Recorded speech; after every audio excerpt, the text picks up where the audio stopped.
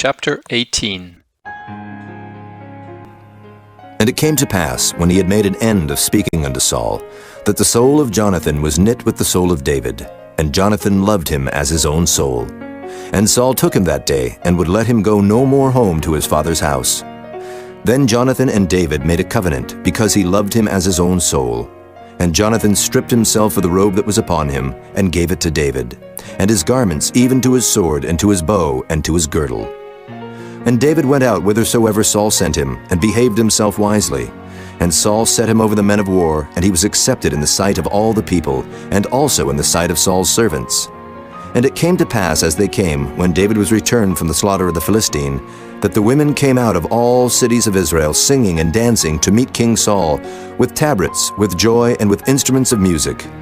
And the women answered one another as they played, and said, Saul hath slain his thousands, and David his 10,000s. And Saul was very wroth, and the saying displeased him.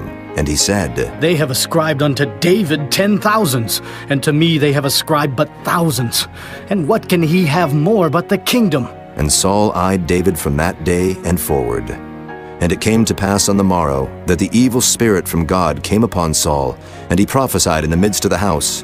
And David played with his hand as at other times. And there was a javelin in Saul's hand. And Saul cast the javelin, for he said, I will smite David even to the wall with it. And David avoided out of his presence twice. And Saul was afraid of David, because the Lord was with him, and was departed from Saul. Therefore Saul removed him from him, and made him his captain over 1,000. And he went out and came in before the people. And David behaved himself wisely in all his ways, and the Lord was with him. Wherefore when Saul saw that he behaved himself very wisely, he was afraid of him. But all Israel and Judah loved David, because he went out and came in before them. And Saul said to David, Behold, my elder daughter Merab, her will I give thee to wife.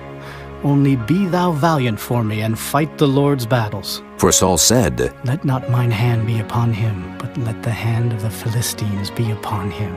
And David said unto Saul, Who am I? And what is my life, or my father's family in Israel, that I should be son-in-law to the king?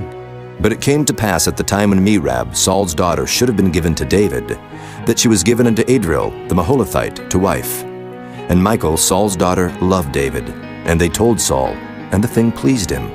And Saul said, I will give him her, that she may be a snare to him, and that the hand of the Philistines may be against him. Wherefore Saul said to David, Thou shalt this day be my son-in-law in the one of the twain. And Saul commanded his servants, saying, Commune with David secretly, and say, Behold, the king hath delight in thee, and all his servants love thee. Now therefore be the king's son-in-law. And Saul's servants spake those words in the ears of David. And David said, Seemeth it to you a light thing, to be a king's son-in-law, seeing that I am a poor man and lightly esteemed? And the servants of Saul told him, saying, On this manner spake David. And Saul said, Thus shall ye say to David, The king desireth not any dowry, but 100 foreskins of the Philistines, to be avenged of the king's enemies. But Saul thought to make David fall by the hand of the Philistines. And when his servants told David these words, it pleased David well to be the king's son-in-law, and the days were not expired. Wherefore David arose and went, he and his men, and slew of the Philistines 200 men. And David brought their foreskins, and they gave them in full tale to the king, that he might be the king's son-in-law. And Saul gave him Michal his daughter to wife. And Saul saw and knew that the Lord was with David, and that Michal Saul's daughter loved him. And Saul was yet the more afraid of David, and Saul became David's enemy continually. Then the princes of the Philistines went forth, and it came to pass after they went forth, that David behaved himself more wisely than all the servants of Saul, so that his name was much set by.